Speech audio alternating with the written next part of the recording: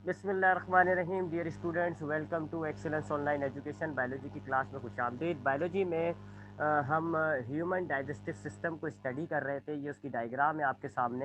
Human digestive system को मैंने काफ़ी डिटेल में आपको बताया जी कि ह्यूमन डाइजेस्टिव सिस्टम जो है वो वेल डेवलप होता है, ट्यूबुलर फॉर्म होती है, एक्सटर्नल डाइजेशन होती है।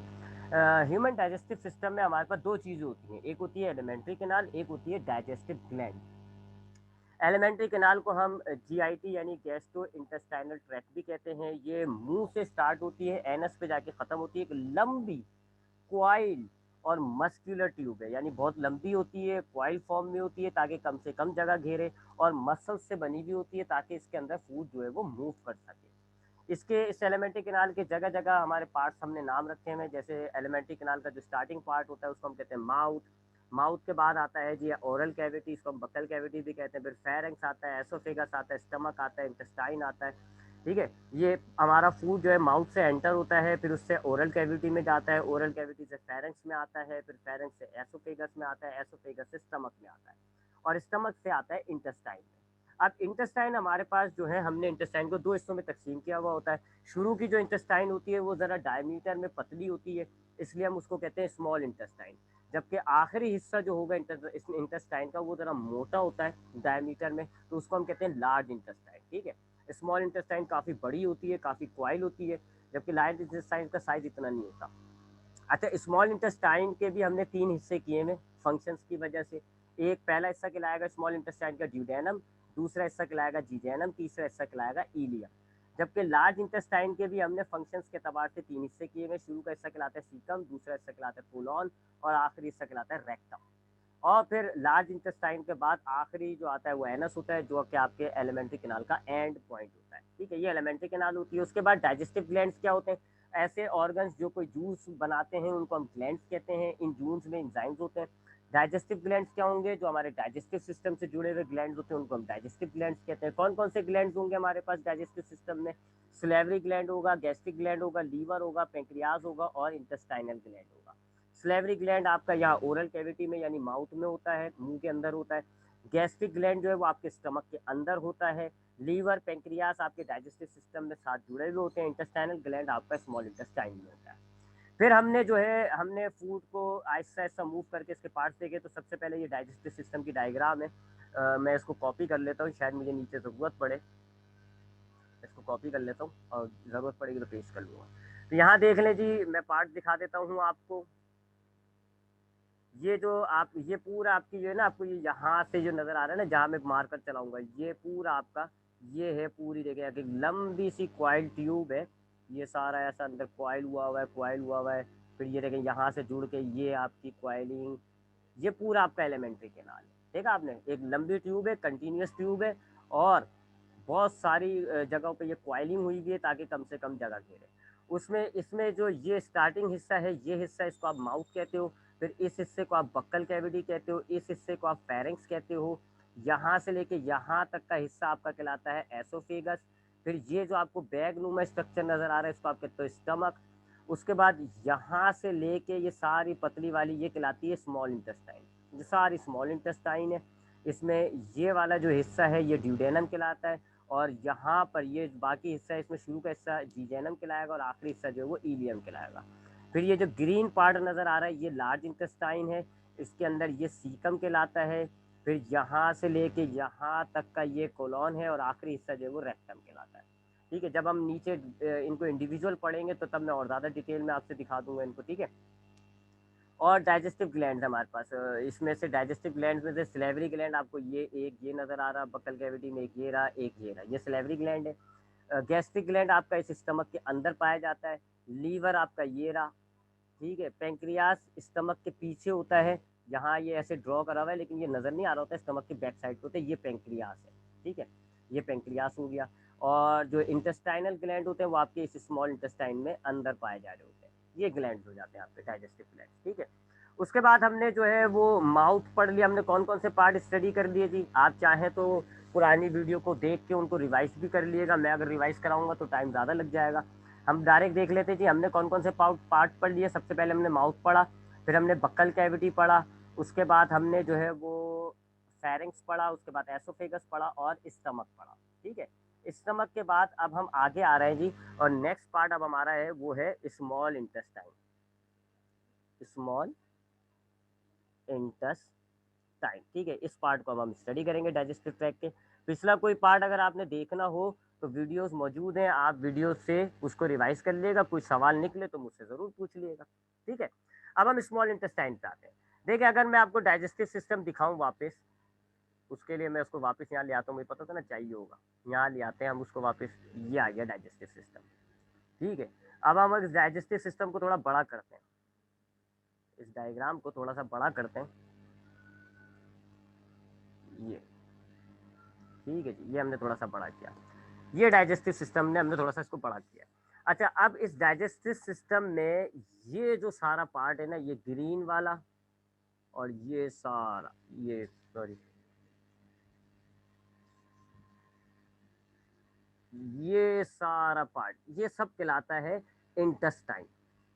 ये सब क्या कहलाता है? इंटेस्टाइन, उर्दू में कहते हैं अतड़ियाँ, ठीक है। अब इस इंटेस्टाइन के अंदर आपको साफ नजर आ रहा होगा कि ये जो, जिनको मैं हाई ये लाइनें डाल रहा हूँ, ये वाली जो इंटेस्टाइन है ये जरा पतली पतली है, जबकि ये वाली जो इंटेस्टाइन है ना, ये वाली जिनमें ग्रीन कलर हुआ हुआ है हमारा, ये जरा आपको मोटी नजर आ रही है, ठीक है। तो ये जो पतली वाली है इनको हम कहते हैं स्मॉल इंटेस्टाइन, और ये जो ग्रीन वाली है इनको हम कहते हैं लार्ज इंटेस्टाइन।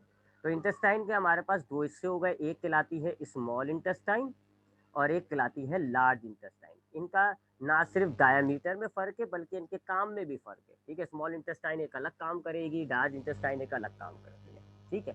तो हमारे पास जब हम इंटेस्टाइन पढ़ेंगे तो सबसे पहले हम स्मॉल इंटेस्टाइन पढ़ेंगे और उसके बाद फिर हम लार्ज इंटेस्टाइन पढ़ेंगे, ठीक है जी। एक बात, दूसरी बात, अगर हम स्मॉल इंटेस्टाइन को भी देखें, अब इस डायग्राम को दोबारा साफ करके दोबारा गंदा करेंगे हम, अगर हम स्मॉल इंटेस्टाइन को भी देखें, यानी वो पतली वाली इंटेस्टाइन को अगर हम देखें, तो यहाँ से शुरू हो रही है, देखिए जी, यहाँ से शुरू हो रही है, यहाँ स्टमक खत्म हुआ है ना, कहाँ है पॉइंटर मेरा, हाँ, यहाँ स्टमक खत्म हुआ है, तो यहाँ से स्टार्ट हो रही है ये स्मॉल इंटेस्टाइन, ठीक है जी, ये आ रही है, ये सारी। फिर यहाँ पर आके देखें, ये क्वाइलिंग बहुत ज्यादा ऐसे क्वाइल हुई है, ऐसे क्वाइल फॉर्म में। इसमें आपको नजर आ रहा है कि ये वाला हिस्सा तो इंतहाई क्वाइल है, जबकि ये वाला हिस्सा जो है ना स्मॉल इंटेस्टाइन का शुरू का हिस्सा, जिसको मैंने कलर कर दिया, ये जरा पैरेलल टाइप का सीधा सीधा सा है। इस वाले को, हिस्से को ना, इस शुरू वाले हिस्से को हम कहते हैं ड्यूडेनम। उसके बाद इस ये जो नीचे क्वाइलिंग है ना, क्वाइलिंग के इनिशियल हिस्से को हम कहते हैं जीजेनम, और आखिरी हिस्से को हम कहते हैं इलियम। यानी अगर मैं अपनी पूरी स्मॉल इंटेस्टाइन को सीधा कर दूं, सीधा कर दूं, तो ये शुरू का हिस्सा कहलाएगा ड्यूडेनम, शुरू का हिस्सा कहलाएगा ड्यूडेनम, फिर बीच वाला हिस्सा कहलाएगा जीजेनम, और आखिरी हिस्सा कहलाएगा इलियम, ये एन है, ड्यूडेनम, और ये लास्ट हिस्सा कहलाएगा इलियम। इनके हिस्से हमने क्यों किए हैं? क्योंकि इनका फंक्शन अलग है। ड्यूडेनम जो है ना स्मॉल इंटेस्टाइन के इस हिस्से में एक अलग काम हो रहा होता है, इलियम के अंदर अलग, जीजेनम के अंदर अलग काम हो रहा होता है, इलियम के अंदर अलग काम हो रहा होता है। तो ये हमने हिस्से किए में, यहाँ ड्यूडेनम आपको वाजे तौर पे नजर आ रहा है क्योंकि वो बिल्कुल सीधा सीधा है, जबकि जीजेनम और इलियम आपको नजर नहीं आ रहा क्योंकि वो तो क्वाइलिंग की हुई है इतनी, तो वो नजर ही नहीं आएगा, बता ही नहीं सकता मैं कि कहाँ स्टार्ट है कहाँ एंड है, ठीक है। तो जो आपकी स्मॉल इंटेस्टाइन ये होती है, मैंने आपको बता दिया, ये सारा आपका हिस्सा इंटेस्टाइन है। इसमें से जो पतली वाली है ये स्मॉल इंटेस्टाइन है, जो मोटी ग्रीन कलर की आपको नजर आ रही है ये लार्ज इंटेस्टाइन है। स्मॉल इंटेस्टाइन के अंदर मैंने आपको क्या बताया कि स्मॉल इंटेस्टाइन के तीन पार्ट्स हैं। स्टार्टिंग पार्ट कहलाता है ड्यूडेनम, जो स्टमक से जुड़ा हुआ होता है, फिर आता है जीजेनम, फिर आता है इलियम, और फिर इलियम जो है, ये देखें यहाँ से, ये इलियम जो है वो किससे कनेक्ट हो रही है? लार्ज इंटेस्टाइन से कनेक्ट हो रही है, ठीक है। तो ये तो हमने इसका स्ट्रक्चर देखा है जरा। अब हम आते हैं इनके काम की तरफ, थोड़ा सा डायग्राम हटा दूं, साफ सुथरी कर दूं, फिर हम इसके काम की तरफ आते हैं।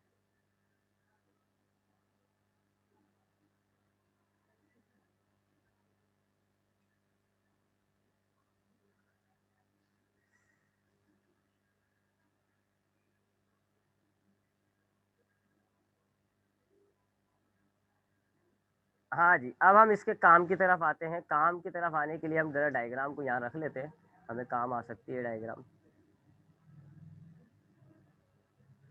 ठीक है। यहाँ डायग्राम है, अगर ज़रूरत पड़ी तो हम काम। तो मैंने आपको क्या बताया कि आपके पास, चले हम इसको यहाँ लिख लेते हैं, हमारे पास इंटेस्टाइन के दो पार्ट हैं, दो पार्ट है जी। एक कहलाता है स्मॉल इंटेस्टाइन, जिसका डायमीटर थोड़ा पतला होता है, एक कहलाता है लार्ज इंटेस्टाइन। फिर मैंने आपको क्या बताया, स्मॉल इंटेस्टाइन में आपके पास तीन पार्ट हैं। शुरू वाला पार्ट कहलाता है ड्यूडेनम, फिर आपके पास कहलाता है इलियम, तो जीजेनम सॉरी, और फिर इलियम।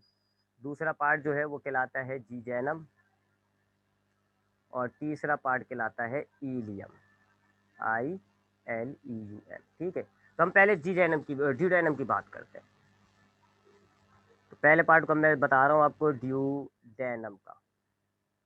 अच्छा जी, ड्यूडेनम जो है आपका स्मॉल इंटेस्टाइन का स्टार्टिंग पॉइंट होता है, यानी कि स्टार्टिंग हिस्सा होता है। ये जो है एक तरफ से कनेक्ट हुई भी होती है, ये एक तरफ से किससे, स्टमक से, और दूसरी तरफ से ये कनेक्ट हुई भी होती है किससे, जीजैनम से। ठीक है जी, जीजैनम से, यानी कि ये हमारा स्टमक है, ये हमारा स्टमक, ये जो हिस्सा है ना, ये वाला स्मॉल इंटेस्टाइन का ये हिस्सा है ड्यूडेनम। यहाँ से देखें, ये इस हिस्से से ये स्टमक से कनेक्ट हुई है, और फिर यहाँ से क्या स्टार्ट हो जाएगा, ये जीजैनम स्टार्ट हो जाएगा। तो ये जो यहाँ ये हिस्सा है ना, ये है ड्यूडेनम।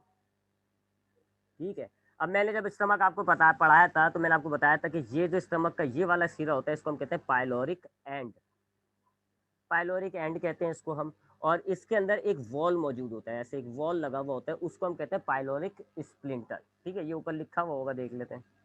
हाँ, ये देखें, ये सब लिखा हुआ है, स्प्लिंटर कहलाते हैं, पाइलोरिक रीजन वगैरह। ठीक है, तो ये देख लें, डायग्राम है, ये देखें, ये आपका पाइलोरिक एंड होता है। देखें, यहाँ एक वॉल होता है।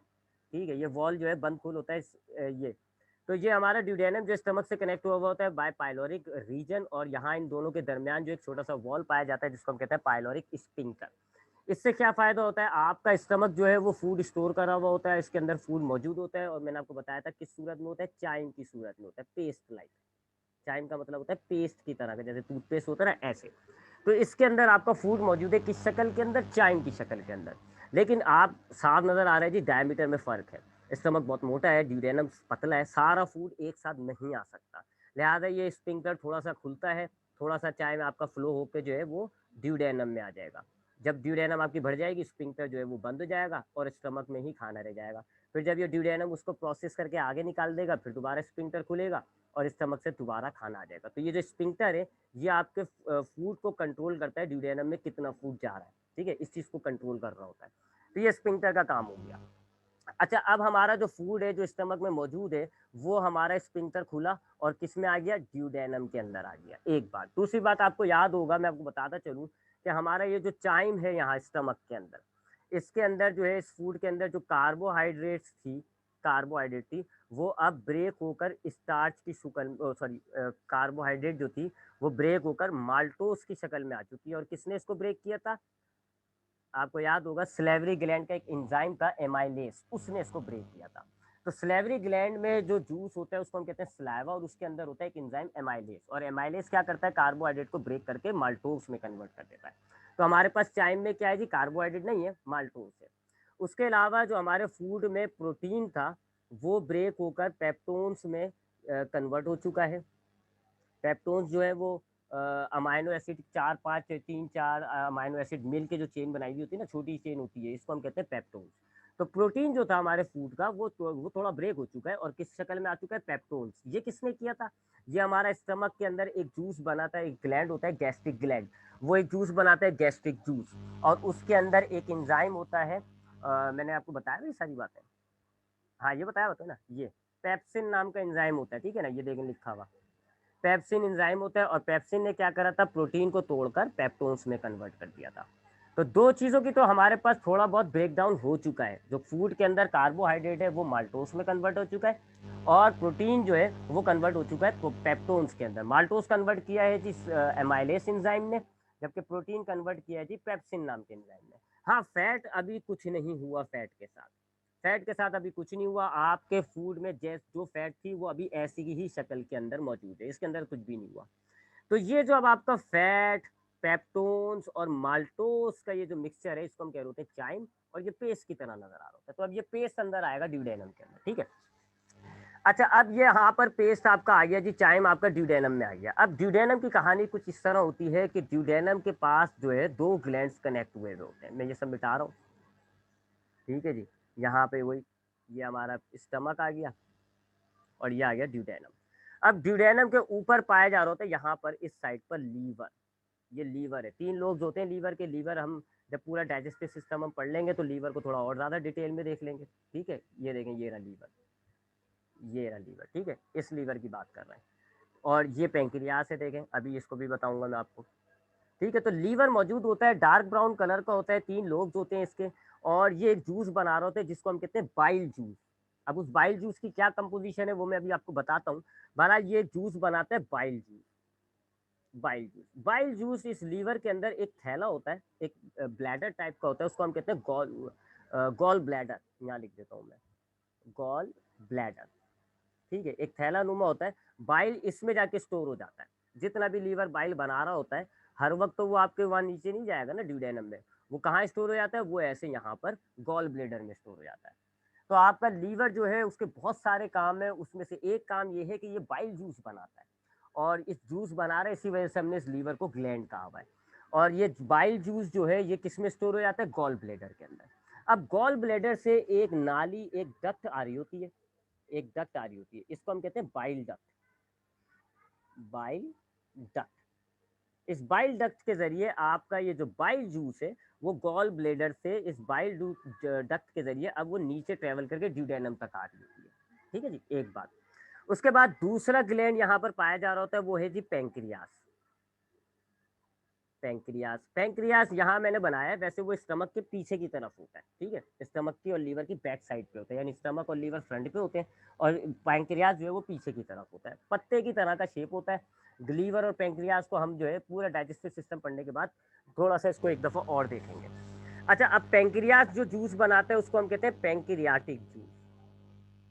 पेंक्रियाटिक जूस, और ये पेंक्रियाटिक जूस कोई ब्लैडर में स्टोर नहीं होता, बल्कि एक डक्ट निकल रही होती है, उसको हम कहते हैं पेंक्रियाटिक डक्ट।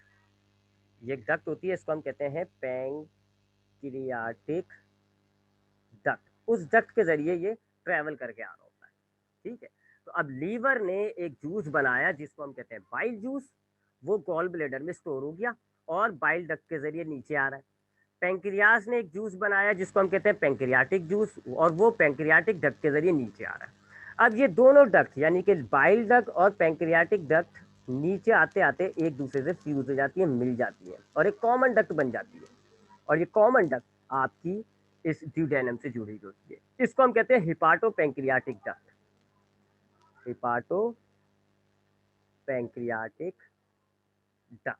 ठीक है, तो ये बाइल डक्ट डायरेक्ट नहीं देती है, हिपाटो पेंक्रियाटिक और हिपाटो पेंक्रियाटिक डक्ट बन जाती है, बाइल डक्ट और पेंक्रियाटिक डक्ट मिलकर एक एक कॉमन नाली बन जाती है, उसको हम कहते हैं हिपाटो पेंक्रियाटिक डक्ट। तो अब आपका ये जो लीवर ने बाइल जूस बनाया, इसकी जर्नी क्या हुई कि ये पहले गॉल ब्लेडर में आया, गॉल ब्लेडर से बाइल डक्ट में आया, बाइल डक्ट से ये हिपाटो पेंक्रियाटिक डक्ट में आया, और फिर ड्यूडेनम में आ गया।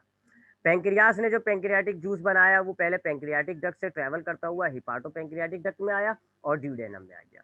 अब ड्यूडेनम के अंदर आपके पास क्या क्या हो गया जी, एक तो चाइम आ गया, स्टमक से आया चाइम, और बाइल जूस आ गया जी, लीवर से आ रहा है, और पेंक्रियाटिक जूस आ गया। 3 चीज़ें आपके ड्यूडेनम में आ गई है।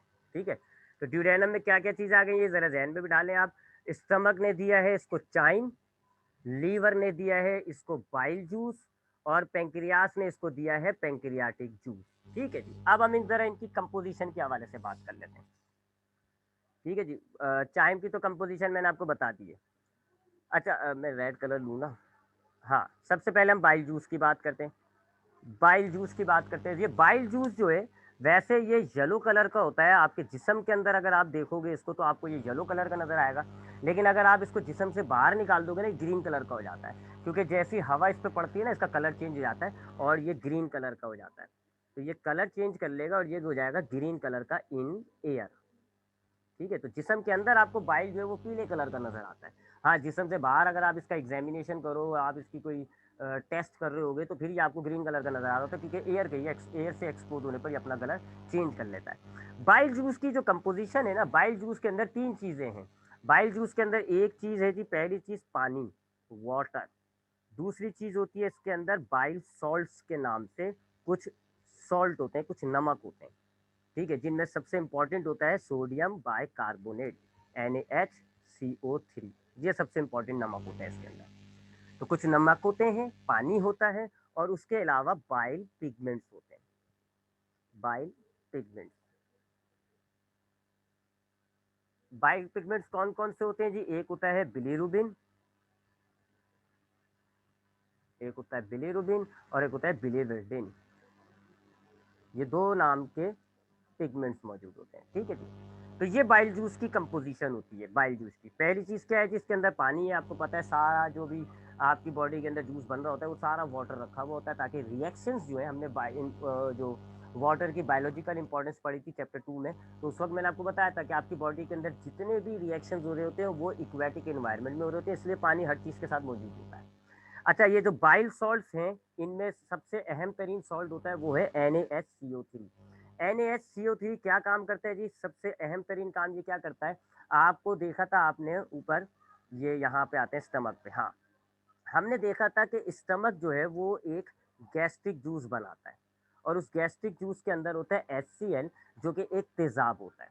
यानी कि अब आपके ड्यूडेनम में जो फूड आ रहा है ना वो एसिडिक हो गया। क्यों? क्योंकि आपका जो चाइम आ रहा है वो स्टमक से आ रहा है, और स्टमक ने उसके अंदर क्या मिला दिया? HCl मिला दिया, तेजाबियत। तो हमारे ड्यूडेनम के अंदर जो खाना आया वो तेजाबियत वाला होता है, तेजाब होता है उसके अंदर HCl, जो कि आपकी डाइजेस्टिव सिस्टम को नुकसान पहुंचा सकता है। तो ये बाइल, ये जो NaHCO3 होता है ये एल्कलाइन होता है, बेस होता है, तो ये उस एसिड को खत्म कर देता है। आपने केमिस्ट्री पढ़ी है, एसिड को अगर आपने खत्म करना होता है तो आप उसको किसी नमक या किसी बेस के साथ रिएक्ट करा दे तो एसिडिटी खत्म हो जाती है। ठीक है ना, कार्बन डाइऑक्साइड गैस बनती है, आपने रिएक्शंस पढ़े होंगे। तो ये जो आपका बाइल सॉल्ट है ये क्या करेगा? आपके फूड की एसिडिटी को खत्म करता है, एसिडिक फूड को कन्वर्ट कर देगा किसके अंदर? एल्केलाइन फॉर्म के अंदर, ताकि आपका फूड जो है वो एसिडिक ना रहे, बेसिक टाइप का हो जाए और आपके डाइजेस्टिव सिस्टम को नुकसान ना पहुंचाए। एक तो ये काम कर रहा है आपका NaHCO3 बाइकार्बोनेट। और दूसरा ये, और उसके अलावा जो दूसरे सॉल्ट्स होते हैं, बहुत सारे सॉल्ट्स होते हैं, बहुत सारे, लेकिन एक NaHCO3 सबसे अहम है। तो जो दूसरे सॉल्ट होते हैं बाइल सॉल्ट्स में NaHCO3 के अलावा, वो एक और काम करते हैं। वो क्या करते हैं जी? मैंने आपको बताया अब तक फैट डाइजेस्ट नहीं हुई है। अगर आपने फैट को देखा हो, चर्बी को देखा हो, तो ऐसे नरम सॉलिड की तरह की होती है, रबड़ रबड़ की तरह की होती है। ठीक है, हार्ड नरम सॉलिड की तरह होती है। तो ये अदर सॉल्ट जो होते हैं हमारे पास बाइल सॉल्ट में, ये क्या करते हैं? हमारे फैट के जो बड़े बड़े टुकड़े होते हैं उसको छोटे छोटे टुकड़े कर देते हैं, जिनको हम कहते हैं फैट ग्लोब्यूल्स। फैट को ब्रेक करके ये क्या कर देंगे? फैट ग्लोब्यूल्स में कन्वर्ट कर देंगे। ठीक है, यानी आपके पास अगर ये फैट का टुकड़ा है तो ये बाइल सॉल्ट्स क्या करेंगे? इसके ऐसे छोटे छोटे से टुकड़े कर देंगे फैट के। और ये फैट के टुकड़े जब पानी के साथ मिलते हैं, पानी के साथ मिलते हैं ना, तो चर्बी का एक पेस्ट बन जाता है, एक पेस्ट बन जाएगा आपके फैट का। इसको हम कहते हैं इमल्सिफाई हो गई फैट। इसको हम कहते हैं कि ये फैट जो है वो इमल्सिफाई हो गई। ठीक है, जैसे देखा ना आपने, सीमेंट बजरी मिलाओ तो पेस्ट बन जाता है, उसका हम इमल्सिफिकेशन कहते हैं केमिस्ट्री की टर्म में। तो यहाँ ये हुआ है फैट के साथ। फैट का जो बड़ा टुकड़ा था, इस बाइल सॉल्ट्स ने क्या करा? उसके छोटे छोटे टुकड़े कर दिए, और वो छोटे छोटे टुकड़े जब पानी के साथ मिले ना तो फैट का एक इमल्सिफिकेशन टाइप की हो गई, और फैट जो है वो एक पेस्ट टाइप का बन गया। तो इसको हम कहते हैं फैट इमल्सिफिकेशन। इस प्रोसेस को हम कहते हैं फैट इमल्सिफिकेशन। तो पानी के साथ साथ बाइल सॉल्ट्स ने क्या काम किया? एक आपके जो एसिडिक फूड है इसके एसिडिक पन को खत्म करके एल्कलाइन बनाया। दूसरा, फैट के बड़े बड़े टुकड़ों को तोड़कर छोटे छोटे ग्लोब्यूल्स में कन्वर्ट किया, जो पानी के साथ मिलकर इमल्सिफाई हो गई फैट। इस इमल्सिफाई की वजह से होता क्या है कि फैट आसानी से डाइजेस्ट हो जाएगी, आगे जाके ब्रेक हो जाएगी। अगर आपका फैट इसी हाल में रहे तो एंजाइम इस पर काम नहीं कर सकता, आपकी फैट टूट नहीं सकती। इस इमल्सिफिकेशन की वजह से ये जो आपका फैट जो है पेस्ट की सूरत में आ गया ना, अब इंजाइम इस फैट पर असर करके इसको ब्रेक कर सकता है। ठीक है जी, ये इसके दो काम हो जाते हैं बाइल सॉल्ट के। अच्छा, अब ये जो बाइल पिगमेंट्स होते हैं ना, बिलीरुबिन और बिलीवर्डिन, ये एक्सक्रीटरी प्रोडक्ट है, ये कोई काम के नहीं है। बाइल, मैंने आपको बताया ना, लीवर के बहुत सारे काम है, लीवर के बहुत सारे काम है, उसमें से एक काम ये है कि हमारी बॉडी में जो रेड ब्लड सेल्स मर जाते हैं, खत्म हो जाते हैं। आपको पता होगा आपकी बॉडी के सेल्स मर जाते हैं, तो हमारे रेड ब्लड सेल्स तकरीबन 120 दिन के बाद मर जाते हैं। तो वो मरे हुए रेड ब्लड सेल्स हमारे लीवर में आते हैं। कहाँ आते हैं? हमारे लीवर के अंदर आते हैं। लीवर क्या करता है? इन रेड ब्लड सेल्स को तोड़ देता है। अब इस रेड ब्लड सेल्स के अंदर एक अहम तरीन प्रोटीन और आयरन का कंपाउंड होता है, जिसको हम कहते हैं हीमोग्लोबिन। सुना होगा ये नाम आपने।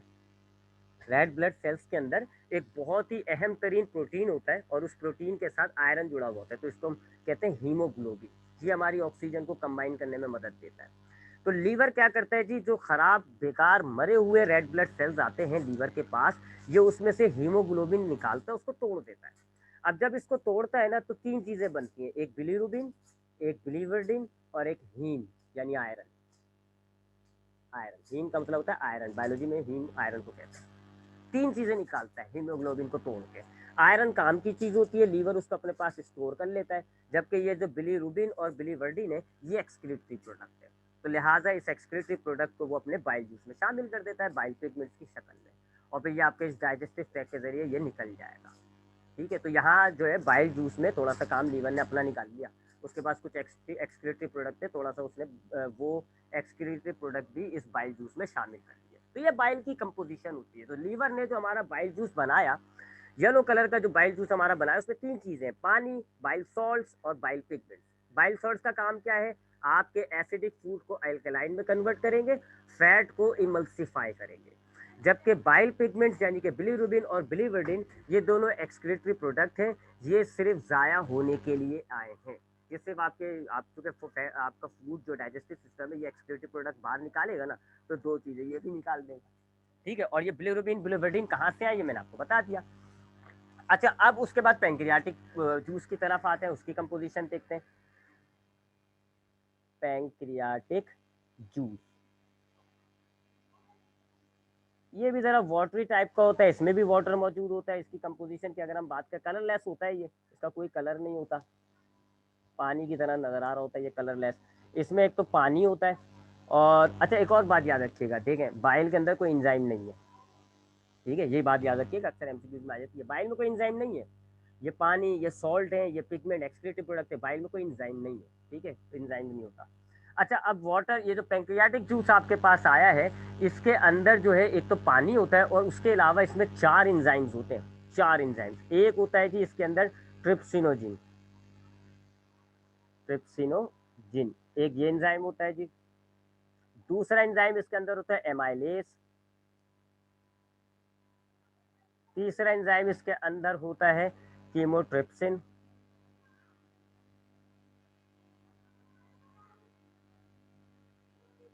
और चौथा इसके अंदर होता है लाइपेस। ये चार एंजाइम्स होते हैं। ठीक है, ये चारों एंजाइम्स हैं, या लिख देते हैं कि ये चारों क्या है, एंजाइम्स हैं। तो काफ़ी एंजाइम्स पाए जाते हैं पैंक्रियाटिक जूस के अंदर। तो ये जो पैंक्रियाटिक जूस है इसके अंदर पानी होता है ताकि एंजाइम्स अपने एक्शन कर सके, अपना काम कर सके, और उसके अलावा इसमें चार एंजाइम्स होते हैं। ठीक है, एक एंजाइम होता है ट्रिप्सिनोजिन, एक होता है एमाइलेस, एक होता है केमोट्रिप्सिन, और एक होता है लाइपेस। अब इनके काम की बात करते हैं। ये जो ट्रिप्सिनोजिन होता है, पहली बात है ये इनएक्टिव फॉर्म में है, ये अभी ये इनएक्टिव होता है, बाकी सारे एक्टिव हैं, सिर्फ ये इनएक्टिव होता है।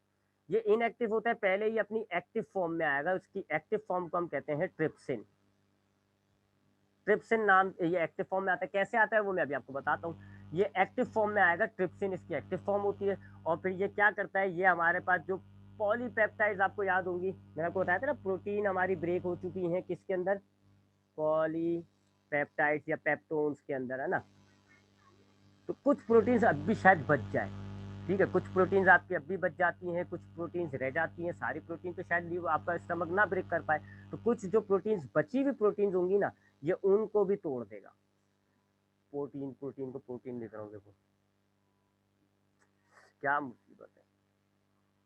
हाँ, तो जो कुछ प्रोटीन आपकी अगर बच जाएंगी तो ये उनको भी ब्रेक कर देगा, और जो पेप्टोन्स होती हैं, मैं आपको बताया ना, पेप्टोन्स में चार चार पांच पांच अमाइनो एसिड जुड़े होते हैं, ये उनको भी ब्रेक करके पॉलीपेप्टाइड्स बना देता है।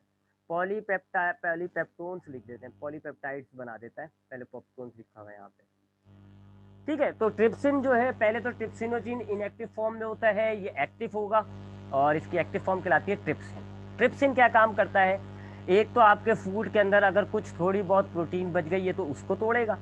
उसके अलावा जो आपके स्टमक ने प्रोटीन को तोड़ के पेप्टोन्स में कन्वर्ट किया था, ये उन पेप्टोन्स को और तोड़ देता है। होता क्या है जी, ये जो प्रोटीन्स होते हैं ना, ये तो बहुत सारे अमाइनो एसिड से मिलके बने होते हैं, ऐसे बहुत सारी अमाइनो एसिड से मिलके लंबी लंबी चेन होती है। ठीक है जी। उसके बाद जब इसको ये जो आपके स्टमक ने इनको पेप्टोन्स में कन्वर्ट किया था ना, पेप्टोन्स जो है थोड़ी छोटी चेंज होती है, चार चार पांच पांच अमाइनो एसिड की। और ये मजीद जो टूट रही है ना अभी, ट्रिप्सिन ट्रिप्सिन, ये इनको समझ लो दो या तीन के अंदर कन्वर्ट कर रहा है पास, और थोड़ा सा, यानी कि और कह लो आप, सर के बाल कम कर दिया, और थोड़े से बाल कंजे कर दिया, और थोड़ी सी चेन को छोटा कर दिया। ठीक है जी। तो यहाँ ट्रिप्सिन ने क्या काम किया, आपके पास आपके चाइम में जितना भी प्रोटीन था थोड़ा सा और उनको तोड़ दिया, और अब वो प्रोटीन जो है वो 2 या 3 अमाइनो एसिड वाली चेन है, बस इनको हम कहते हैं पॉलीपेप्टाइड्स। 2 या 3 अमाइनो एसिड्स की चेन है, यानी एक और एंजाइम और ये मजीद ब्रेक होगा और अमाइनो एसिड आपको मिल जाएगा। ठीक है, आहिस्ता आहिस्ता ब्रेक हो रहा होता है। ठीक है, ये आपके हो गया ट्रिप्सिन का काम। उसके बाद एमाइलेज, तो ये आपको पता है एमाइलेज तो वहां पे भी आया था सिलेवरी ग्लैंड के अंदर, सिलाइवा के अंदर एमाइलेज नाम का एंजाइम था, ये वही एंजाइम है। ये क्या करेगा, अगर आपके फूड में जितना भी आपके पास कार्बोहाइड्रेट बच गया, जितना भी कार्बोहाइड्रेट बच गया यानी स्टार्च वगैरह, तो ये उसको माल्टोस में कन्वर्ट कर देगा। ऊपर वाले पे जो आपके सिलेवरी ग्लैंड थे उन्होंने भी उनके भी अमाइलेज ने ये किया था कि जी कार्बोहाइड्रेट तो उनको ब्रेक करके माल्टोस में कन्वर्ट कर देता है, लेकिन सारी कार्बोहाइड्रेट ब्रेक नहीं हो पाती वहाँ पे, क्योंकि आप अपने मुंह के अंदर ज्यादा खाना नहीं रखते हो, ज्यादा देर तक अंदर कर लेते हो, तो थोड़ा बहुत कार्बोहाइड्रेट ब्रेक होकर माल्टोस में कन्वर्ट हो जाता है। बहुत सारा कार्बोहाइड्रेट आपके फूड में अब भी मौजूद है। एमाइलेज क्या करेगा, अब आपके जितना भी कार्बोहाइड्रेट है उनको सबको, जितना भी स्टार्च होता है सबको ब्रेक करके माल्टोस में कन्वर्ट कर देगा। ठीक है, जितना भी आपका कार्बोहाइड्रेट रह गया, तब यहाँ कार्बोहाइड्रेट सारा मुकम्मल तौर पर टूट चुका है, सारा कार्बोहाइड्रेट का टूट चुका है और किसके अंदर कन्वर्ट हो चुका है, आपके माल्टोस में कन्वर्ट हो चुका है। उसके अलावा ये जो कीमोट्रिप्सिन नाम का एंजाइम है, ये हमारे जो मिल्क के प्रोटीन्स होते हैं, मिल्क का प्रोटीन थोड़ा हार्ड होता है ब्रेक करना, तो मिल्क के प्रोटीन्स को ये ब्रेक करता है और उसको ये वही पॉलीपेप्टाइड्स की चेन में कन्वर्ट कर देता है, पॉलीपेप्टाइड्स की चेन में कन्वर्ट कर देता है। ठीक है, तो ये हमारा कीमोट्रिप्सिन का काम होता है कि हमारे जो मिल्क है, ये असल में बच्चों में होता है, ये बच्चों में होता है। मिल्क का प्रोटीन ब्रेक करना थोड़ा मुश्किल होता है, मैंने आपको स्टमक में भी बताया था कि बच्चों के अंदर मिल्क के प्रोटीन को ब्रेक करने के लिए एक नया एंजाइम होता है जिसको हम कहते हैं रेनिन, और जब हम बड़े हो जाते हैं ना, फिर वो हमारा खत्म हो जाता है। हमारे जब हम बड़े हो जाते हैं तो वो स्टमक रेनिन बनाना बंद कर देता है। लेकिन क्या आप दूध पीना बंद कर देते हो? नहीं, दूध आप पीते हो। तो फिर अब वो मिल्क का प्रोटीन अब कहाँ ब्रेक होगा, तो वो यहाँ ब्रेक हो रहा होता है। ठीक है, बच्चों के अंदर ये नहीं होता, बच्चों के अंदर तो वही रेनिन ही होता है और वो स्टमक के अंदर ही मिल्क प्रोटीन ब्रेक हो जाता है। लेकिन जब हम बड़े हो जाते हैं तो स्टमक जो है वो थोड़ा इवॉल्व हो जाता है, रेनिन बनाना बंद कर देता है। तो अब हम जो दूध पीते हैं तो हमारे दूध का प्रोटीन जो है वो इस एंजाइम की मदद से टूटता है। ठीक है, और आपका अब आप देखो फूड के अंदर सारा किस्म का प्रोटीन ब्रेक हो चुका है, सारा प्रोटीन ब्रेक होकर अब किस में कन्वर्ट हो गया, पॉलीपेप्टाइड्स के अंदर। मिल्क प्रोटीन जो है वो भी पॉलीपेप्टाइड्स में कन्वर्ट हो गया है, प्रोटीन्स जो थे वो भी और पेप्टोन्स जो थे वो भी। जबकि कार्बोहाइड्रेट भी, आपका सारा कार्बोहाइड्रेट जो है वो माल्टोस में कन्वर्ट हो चुका है। ठीक है, और आखिरी लाइपेस, मैंने आपको बताया था कि आपका ये जो बाइल सॉल्ट है उसने जो है वो फैट इमल्सिफाई कर दिया और फैट के छोटे छोटे ग्लोब्यूल्स बना दिए। तो अब लाइपेस इन ग्लोब्यूल्स पर असर करेगा और फैट के ग्लोब्यूल्स को ब्रेक करके ये बना देगा फैटी एसिड, और ग्लिसरॉल। और ये आपको पता है जी, ये फैट के वो है मोनोमर। ठीक है, ये फैट के मोनोमर थे, यानी फैट की डाइजेशन इधर कंप्लीट हो गई, यहाँ फैट की डाइजेशन जो है वो कंप्लीट हो जाती है। ठीक है, तो यहाँ ये पैंक्रियाटिक जूस का काम है। तो थोड़ा सा अगर हम देखें तो हमारे फूड के अंदर जो कार्बोहाइड्रेट थी, सबसे पहले इसको एमाइलेस नाम का जो एंजाइम है, जो कि हमें पहले कहाँ मिला, हमारे सलाइवा के अंदर था, और उसके बाद कहाँ था, ये रहा पैंक्रियाटिक जूस के अंदर। इस एमाइलेस ने इसको कन्वर्ट कर दिया सारे कार्बोहाइड्रेट को, किस में, माल्टोस में। तो अब आपके पास जो फूड है ना उसमें माल्टोस है। ठीक है, इसी तरह जो आपके पास प्रोटीन था वो 2 एंजाइम्स की मदद से ब्रेक हुआ है। एक आपके स्टमक ने दिया था आपको पेप्सिन नाम का एंजाइम, और एक आपके ये जो है पैंक्रियाटिक जूस, इसके अंदर था ट्रिप्सिन। इन दो ने आपके प्रोटीन को ब्रेक करके किस में कन्वर्ट कर दिया, पॉलीपेप्टाइड्स के अंदर। ठीक है, अमाइनो एसिड की बहुत छोटी 2-4 अमाइनो एसिड से मिली हुई चेन्स को हम कहते हैं पॉलीपेप्टाइड्स। पेप्सिन जो है वो क्या करता है जी, थोड़ा सा यानी कि 8-10 मोनोसेक्राइड वाली चेन बना देता है। ट्रिप्सिन जो है वो और उसको ब्रेक करके अब जो है प्रोटीन की चेन को और ज़्यादा छोटा कर देता है। ठीक है, तो अब आपके प्रोटीन सब खत्म हो गई फूड के अंदर और पॉलीपेप्टाइड हुआ। और अगर मिल्क प्रोटीन होता है, अगर मिल्क पियोगे, मिल्क प्रोटीन होगा, तो वो मिल्क प्रोटीन जो है वो भी पॉलीपेप्टाइड में कन्वर्ट हो जाएगा, इसी पॉलीपेप्टाइड में कन्वर्ट होगा, लेकिन उसको ब्रेक किया जाता है कीमोट्रिप्सिन नाम के एंजाइम से। और ये कहाँ पर है, ये आपके पैंक्रियाटिक जूस के अंदर है, कीमोट्रिप्सिन नाम के एंजाइम से। जबकि फैट जो था आपके पास पहले, वो फैट ग्लोब्यूल्स में कन्वर्ट हुआ और फिर लाइपेस नाम के एंजाइम ने उसको कन्वर्ट कर दिया किसके अंदर, फैटी एसिड्स के अंदर और ग्लिसरॉल्स के अंदर, फैटी एसिड्स एंड ग्लिसरॉल। ठीक है, तो अब आपका जो चाइम है उसकी ये कंपोजिशन हो गई। अब आपके चाइम में क्या है, माल्टोस है, पॉलीपेप्टाइड्स हैं, फैटी एसिड्स हैं, ग्लिसरॉल है, इसके अलावा और क्या क्या है, वाटर भी है, जाहिर बात है एंजाइम्स का वाटर कहाँ जाएगा, इसके अंदर मौजूद है, और वेस्ट प्रोडक्ट है, बस जो कचरा बच रहा है ना, इन सब के अलावा वो है। ये अब आपके पास फूड के अंदर मौजूद है। ठीक है जी, आपके फूड के अंदर ये सारी चीज़ें मौजूद हैं। और इस फूड को अब हम क्या कहेंगे, इस फूड को हम कहेंगे चाइल्ड। ये जो फूड है ना, कहाँ लिखूँ मैं, अब हम इस फूड को कहेंगे, यहाँ लिख देता हूँ, now it is called child. अब ये चाइम नहीं कहलाएगा, अब ये कहलाएगा now it is called child. ठीक है, अब ये चाइल्ड कहलाएगा क्योंकि इसकी कंपोजिशन थोड़ी सी चेंज हो गई। तो अब इसके अंदर कंपोजिशन में इसके क्या क्या मौजूद है, ये चीज़ें हैं इसकी कंपोजिशन, चाइल्ड हो गया ये। ठीक है जी, तो हमने देखा कि हमारे पास ड्यूडेनम का काम क्या है। ड्यूडेनम के अंदर दो चीज़ें आ रही हैं, बाइल आ रहा है लीवर से, पेंक्रियाटिक जूस आ रहा है पेंक्रियाज से। बाइल ने एसिडिक फूड को एल्कलाइन किया और फैट के छोटे छोटे टुकड़े करके फैट को पेस्ट बना दिया। उसके अलावा कुछ वेस्ट प्रोडक्ट था जो हमारे फूड में शामिल हो गया, बिलीरुबिन और बिलीवर्डिन।